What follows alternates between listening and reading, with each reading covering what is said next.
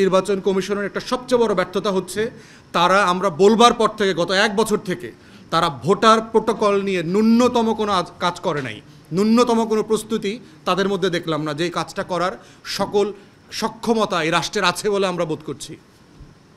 তৃতীয় গুরুত্বপূর্ণ বিষয় হচ্ছে যে তরুণরা যারা গণ অভ্যুত্থানে অংশগ্রহণ করেছে তাদের অনেকের আকাঙ্ক্ষা ছিল যে তারা ভোট দিবেন, এবং বিভিন্ন তর্কে দেখবেন প্রফেসর ইউনূসও জাতিসংঘ সহ বিভিন্ন ইন্টারন্যাশনাল ফোরামে বলেছেন যে আমাদের একটা দাবি আছে ভোটের বয়সটা 17তে নিয়ে আসা যায় কিনা।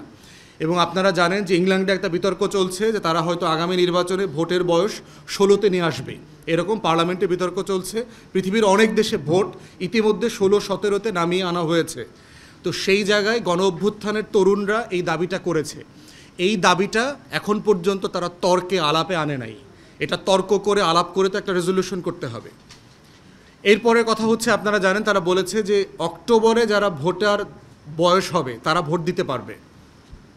তথ্য প্রযুক্তির এই জমানায় ধরেন নির্বাচনটা 12 তারিখ হবে ফেব্রুয়ারিতে, আমি কি এখনই জানি না বাংলাদেশের আগামী 12ই ফেব্রুয়ারি কোন কোন ছাত্রছাত্রীর বয়স 18 হবে?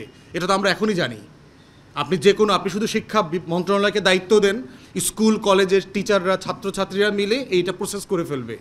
আমাদের দাবি হচ্ছে ভোটের দিন পর্যন্ত যার বয়স 18 হবে অথবা 17 হবে, যেটাই আমরা ডিসাইড করি, ভোটার যেন ভোট দিতে পারেন। কারণ লক্ষ লক্ষ তরুণরা ইতিমধ্যে রাজনীতি বিমুখ হয়ে গেছিলেন, তারা গত 3-4টা নির্বাচনে ভোট দেন নাই। দেশের 35-40 বছর মানুষ সম্ভবত এইবারই প্রথম ভোট দেবেন।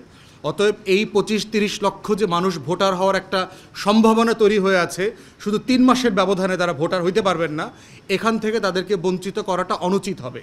তাই আমরা বোধ করছি তথ্য প্রযুক্তির সাহায্য নিয়ে, আমাদের শিক্ষা ব্যবস্থার সাহায্য নিয়ে অবিলম্বে ভোটের দিন যারা ভোটের বয়স ধারণ করবেন 18 হবে অথবা 17 হবে, তাদেরকে যেন ভোটার হইতে দেওয়া হয় এবং তারা যেন ভোট দিতে পারেন।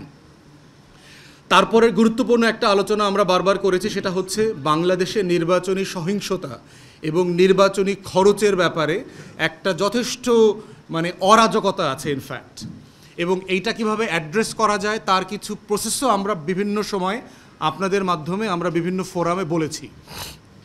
নির্বাচন কমিশনে আমরা গত সপ্তাহে গিয়েছিলাম, সেখানেও আমরা তাদেরকে আবার মনে করিয়ে দিয়েছি যে কিভাবে খরচের বিষয়টা ডিল করা যায়।